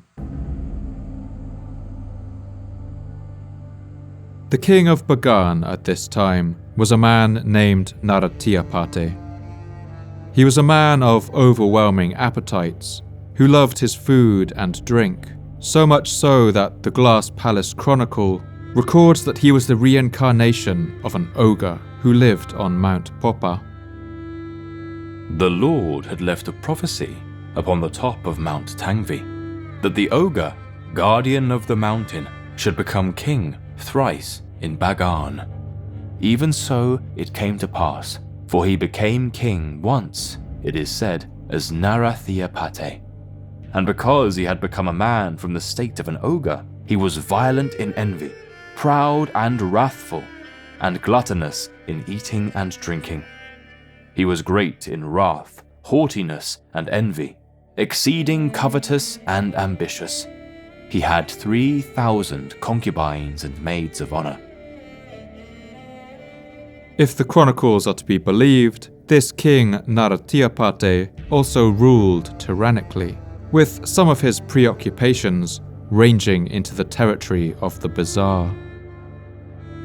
The king, being one who had received the Lord's prophecy, suffered not from any of the 96 diseases, and never so much as sneezed nor yawned. And so none was allowed to sneeze or yawn in his presence. If anyone happened to sneeze or yawn, he beheaded him. One day, a young handmaid in the king's presence was dearly desired to sneeze, and because she could not refrain it, she put her face to a great jar and sneezed, hoping that the king would not hear. But alas, the sound was louder than if she had sneezed openly, and the king asked, "What sound is that?" It's only through the gentle intervention of one of his queens that the unfortunate girl was allowed to escape with her life. King Narathiapate was also given over to boasting, especially about his famous appetite, as one inscription left by him at the Mingala Zedi pagoda in 1274 shows. King Narathiapate, supreme commander of 36 million soldiers, and who is the consumer of 300 dishes of curry daily, enshrined 51 gold and silver figurines of kings, queens, nobles, and maids of honor on Thursday, the full moon of Kaysen of the year 636. And so in January of the year 1271, a group of ambassadors arrived in Bagan from the court of Kublai Khan in Beijing with the Mongol emperor's offer. These ambassadors asked to see the Burmese king Narathiapate, and when they were let into the throne room, they demanded that the king submit to being a vassal of the Mongols. This ogre-like king refused. The Glass Palace Chronicle remembers this encounter in dramatic terms and uses the Burmese name Taruk or Turk to describe the Mongol ambassador. The Taruk sent 10 ministers and 1,000 horsemen to demand golden rice pots, vessels of gold and silver ladles, because, said he, they were once offered by King Anarata. Furthermore, some chronicles say that they came demanding a white elephant. The Taruk ambassadors, in making demands, showed no due respect nor reverence in the king's presence. Therefore the king commanded, "Slay these 10 ministers and 1,000 horsemen. Let none escape." Both Burmese and Mongol inscriptions of the time indicate that this sentence was not actually carried out, with the king's advisors perhaps pleading with him to be rational, but it shows the extent to which the Mongol demands angered this king Narathiapate. Back in Beijing, we can only imagine the scenes as Kublai Khan was informed of this insult. But he was still reluctant to order an invasion. He was battling the last remnants of the Song dynasty in the south, and he had just attempted an ill-fated sea invasion of Japan, capturing the island of Tsushima and attempting to land on the Japanese mainland. But his ships had been destroyed in a pair of typhoons that the Japanese would later name the Divine Winds, or Kamikaze, and 10,000 Mongol soldiers had been lost. After this embarrassment, Kublai Khan had no great desire to commit a large number of troops to a small border dispute with Bagan. Instead, he ordered his armies to move into a wide swathe of contested borderlands in the forbidding mountain ranges between his empire and Burma. In response, the king of Bagan refused to back down and sent his own armies to recapture the region, backed by a large force of war elephants. This Burmese army marched up into the thickly forested hills. We can only imagine how the soldiers felt, marching to war with this unknown enemy, of which they must have heard terrifying tales. One Burmese poet, writing later, would give a description of an army marching to battle. We are not afraid of anything. We are daring and brave, ready to sacrifice our lives, marching to the royal city. On this day, fixed as the day of victory, at our camp in the forest verdant are the branches full of small flower buds. Sweet are the sounds of the military drums and gongs in the soft evening's twilight. Just as mists and clouds are dispersed, so too must we destroy our enemy. This army finally met the Mongol garrison at a rocky, forested gully known as the Vochang Valley. The explorer and adventurer Marco Polo, by this time, was serving as a diplomat in the court of Kublai Khan. He recalls the force that the king of Bagan sent. So, this king prepared a great force and munitions of war, and he had, let me tell you, 2,000 great elephants, on each of which was set a tower of timber, well framed and strong, and carrying from 12 to 16 well-armed fighting men. And besides these, he had of horsemen and of footmen good 60,000 men. In short, he equipped a fine force, as well befitted such a powerful prince. It was indeed a host capable of doing great things. And what shall I tell you? When the king had completed these great preparations to fight the Tartars, he tarried not. They arrived within 3 days of the great Khan's host, which was then at Vokhan, in the territory of Zardandan. It's likely that for many of the Mongol soldiers, this was their first experience of seeing war elephants fielded in combat. These enormous creatures would have advanced in a terrifying wall with their wooden superstructures carrying archers. Marco Polo describes what happened next. When the king's army had arrived in the plain and was within a mile of the enemy, he caused all the castles that were on the elephants to be ordered for battle, and the fighting men to take up their posts on them, and he arrayed his horse and his foot. The horses of the Tartars took such fright at the sight of the elephants that they could not be got to face the foe, but always swerved and turned back, whilst all the time the king and his forces and all his elephants continued to advance upon them.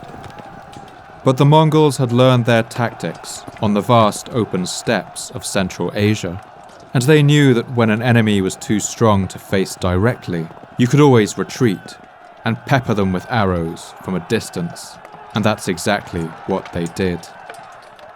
When the Tartars perceived how the case stood, they were in great wrath and knew not what to say or do, but their captain acted like a wise leader who had considered everything beforehand.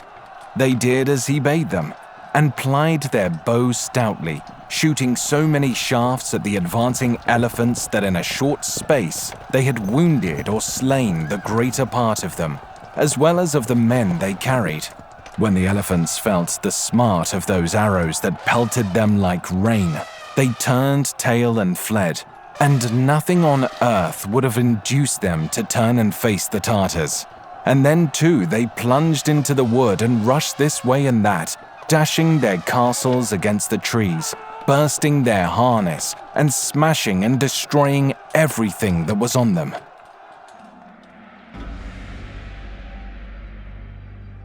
With the enemy in disarray, the Mongol cavalry charged down on them, and the forces of Bagan were scattered. The Mongol chronicles can barely conceal their pride at the size of this victory. They record that only 700 Mongol soldiers were able to defeat a Burmese army of 50,000, while only losing a single soldier. But this is clearly an exaggeration. The Burmese chronicles, perhaps understandably, make no mention of this disastrous campaign. The main force of Bagan had been utterly defeated on what should have been their home turf, and there was now little standing between the Mongol armies and the rich river valley of the Irrawaddy. The Mongols were quick to capitalize on their victory. Gyeongsin, the next fort along the road, fell just 6 days later, on the 9th of December 1283, and now the Mongol forces pushed on into the Irrawaddy Valley. It's clear from the exaggerated tones of the Burmese chronicles just how much of a threat this Mongol invasion force was. The Turk mustered all the parts of his army to the number of 6 million horsemen and 20 million footmen, and they came marching. The situation clearly looked bleak. King Narathiapate ordered 2 of his generals to take his remaining forces and fortify the town of Nyasaungyan on the crucial river crossing of the Irrawaddy. Coming to Nyasaungyan town, they made it strong and girded it with forts and moats and ditches, and fought in their defense at the river crossing of Bamo. For 3 full months they slew the enemy, and spared not even the feeders of elephants and horses, but slew them all. But when 10 myriad men were dead, the Taruks sent 20 myriad. When 20 myriad were dead, he sent 40 myriad. The king's men were weary and fordone, and as soon as the Taruks crossed the river, Nyasaungyan fell. At the news of the fall of Nyasaungyan, the ogre-like king's courage failed him. He fled the city of Bagan and headed to the south. Then the king called his ministers and consulted with them, saying, Bagan town is now too narrow for us, in depth too shallow. It cannot contain the hosts of fighting men, the hosts of elephants and horses. Let us go straight away to the south and establish a strong town. For this reason, King Narathiapate would go down in history in Burma by the name Taruk Pye Min, or the king who fled from the Turks. He retreated into the south of Burma and left the rest of the country leaderless and in chaos. With no remaining confidence in the king of Bagan to protect them, many of the empire's provinces simply broke away and looked to their own defences. For the next year, the king attempted to negotiate with the Mongol invaders, and throughout this time, the lowlands of Burma were a battlefield, convulsed in a series of constant running skirmishes. It's not actually certain whether or not the Mongol forces reached the capital city of Bagan. According to Burmese sources, the generals that the king had sent to defend the north seemed to have been able to slow the Mongol advance, and even repel them about 160 kilometers north of the capital. Some sources claim, quite plausibly, that the Mongol soldiers struggled in the baking heat of Myanmar's dry zone and suffered from diseases like malaria, which sapped the momentum out of their campaign. Archaeology seems to support this story, since on the temples and structures of Bagan there's little evidence of war damage or burning. Marco Polo, in the court of Kublai Khan, claims that the Mongols did reach Bagan, but explains that they left the temples intact out of some mixture of respect and superstition. They marched until they came to the country and province of Mien, and they did conquer the whole of it. And when they found in the city the 2 towers of gold and silver, they were greatly astonished, and sent word thereof to the great Khan, asking what he would have them do with the 2 towers, seeing what a great quantity of wealth there was upon them. And the great Khan, being well aware that the king had caused these towers to be made for the good of his soul, and to preserve his memory after his death, said that he would not have them injured, but would have them left precisely as they were. And that was no wonder either, for you must know that no Tartar in the world will ever, if he can help it, lay hand on anything appertaining to the dead. Whatever the situation, the Mongols had no interest in a drawn-out conflict.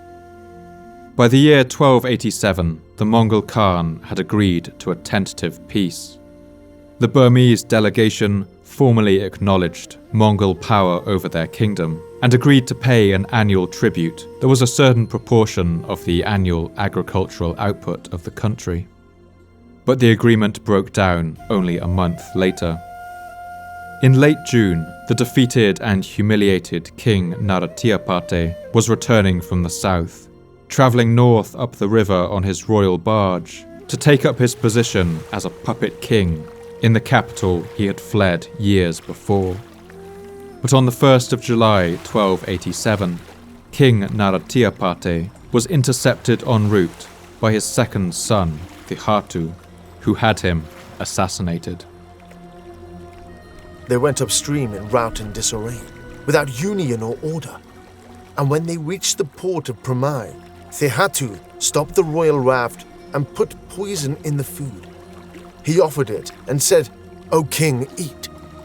But the king knew that there was poison in the food, and he would not eat. When Thihatu heard he had caused 3,000 soldiers to go and stand around the royal raft with gleaming swords unsheathed within their hands, then he took the ring off his finger and he let fall drops of water over it and gave it to his queen. And he made a solemn vow and said, "In all the lives wherein I wander throughout samsara until I reach nirvana, may I never have a son born to me again." And he took the food and ate, and even as he ate, he died. The death of this king was the final death blow for the disintegrating kingdom of Bagan. All remaining provinces that had once been loyal to it now broke away. There was no king at all for the next 2 years, And when one of Naratiapate's sons, named Kyaoswa, did emerge as ruler, he would reign over only the diminished and impoverished city of Bagan itself, and he had virtually no army. He would be assassinated along with his son and heir on the 10th of May, 1299.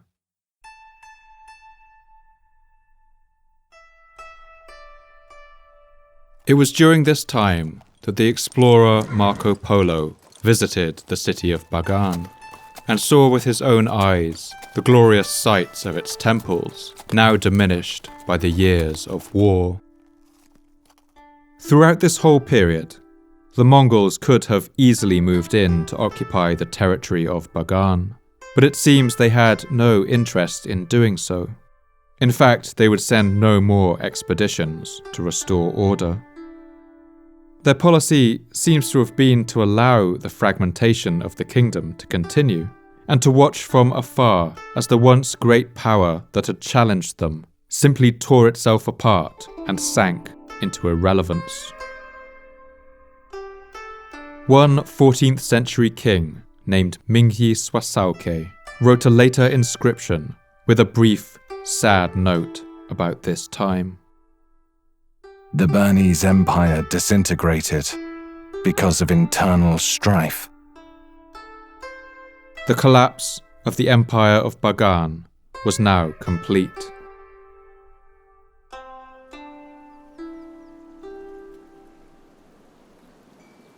The area of the city of Bagan would remain occupied for much of the century that followed, and people would continue to farm and keep animals in the lands around the great temples and stupas as they slowly crumbled beneath the forces of the elements.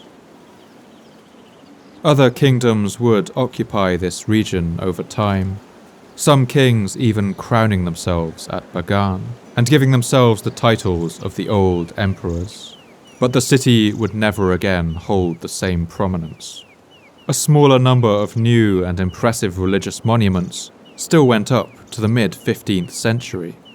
But after that, new temple constructions slowed to a trickle and then stopped entirely. And bit by bit, the city fell into ruin.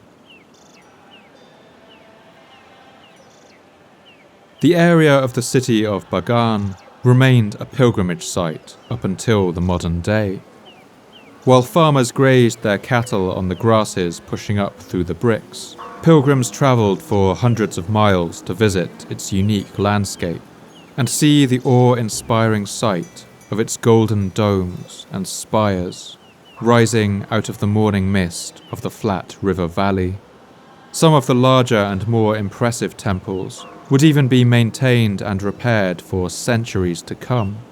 But thousands of the less famous and more out-of-the-way temples fell into disrepair and ruin, some disappearing entirely, crumbling into ruin mounds, swallowed up by the forests.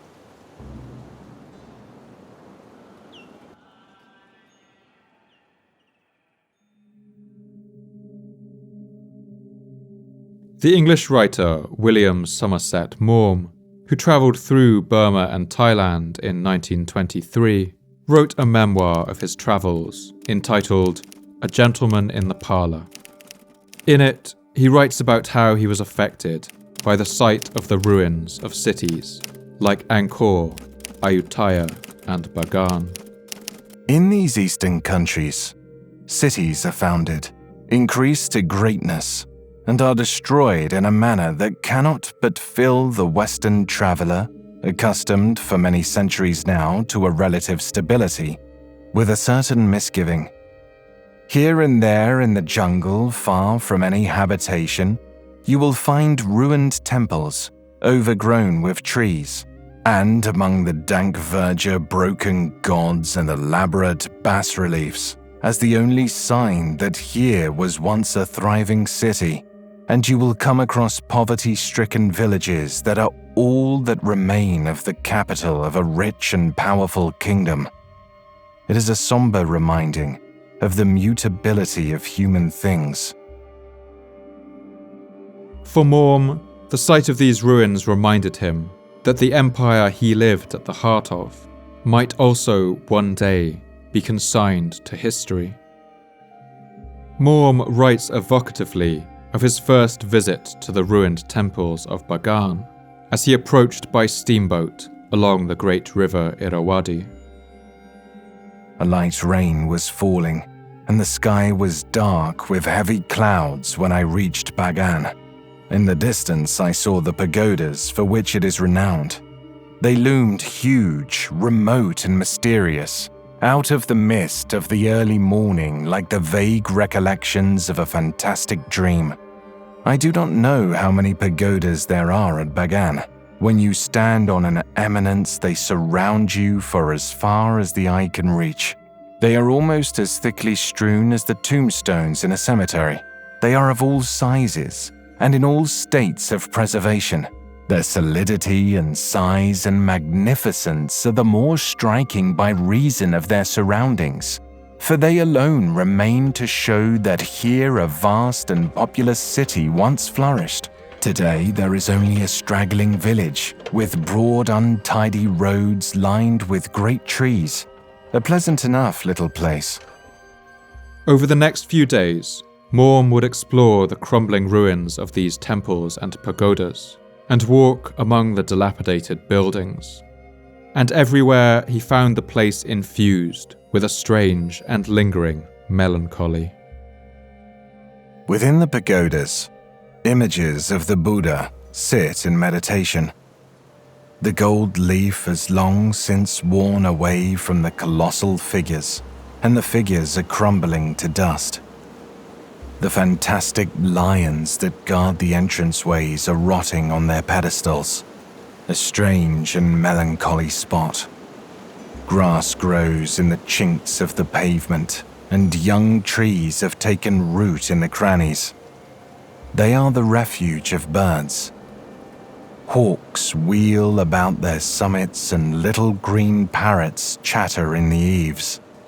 The birds were singing noisily in the trees. The crickets chirped and the frogs croaked, croaked, croaked. Somewhere, a boy was whistling a melancholy tune.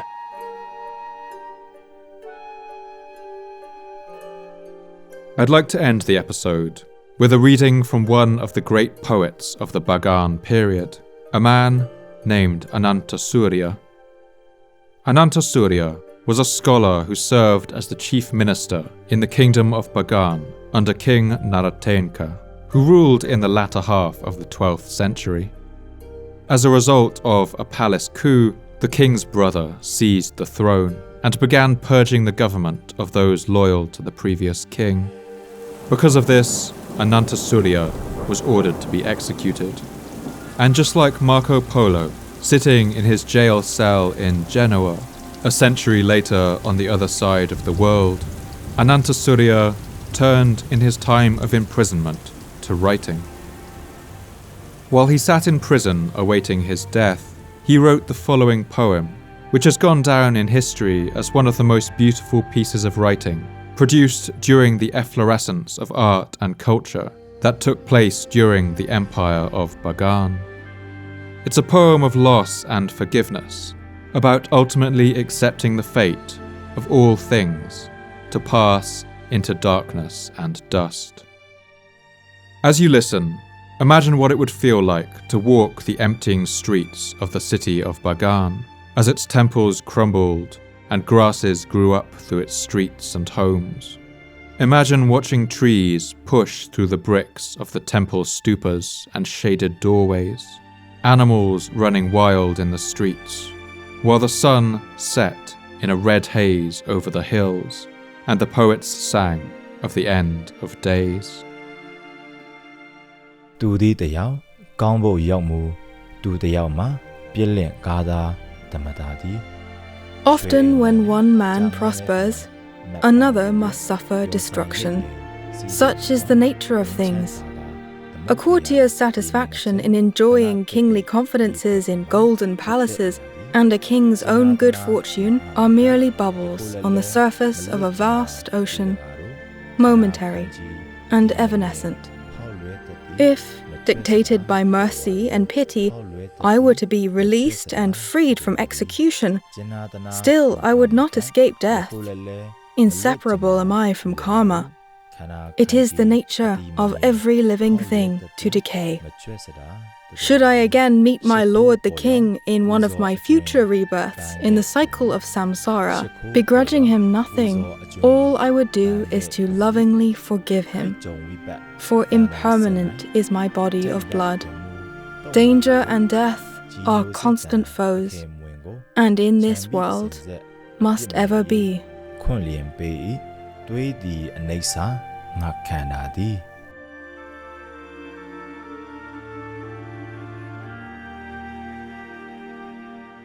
Thank you once again for listening to the Fall of Civilizations podcast.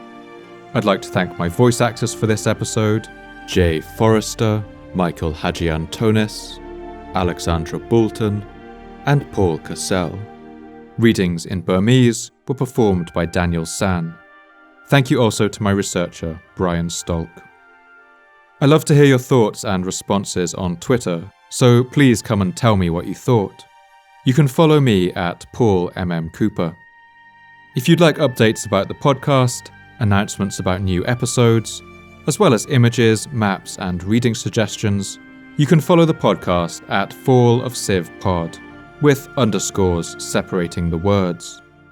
This podcast can only keep going with the support of our generous subscribers on Patreon. You keep me running, you help me cover my costs, and you also let me dedicate more time to researching, writing, recording, and editing, to get the episodes out to you faster, and bring as much life and detail to them as possible. I want to thank all my subscribers for making this happen.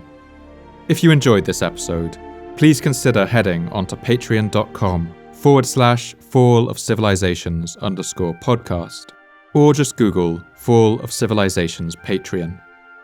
For now, goodbye, and thanks for listening.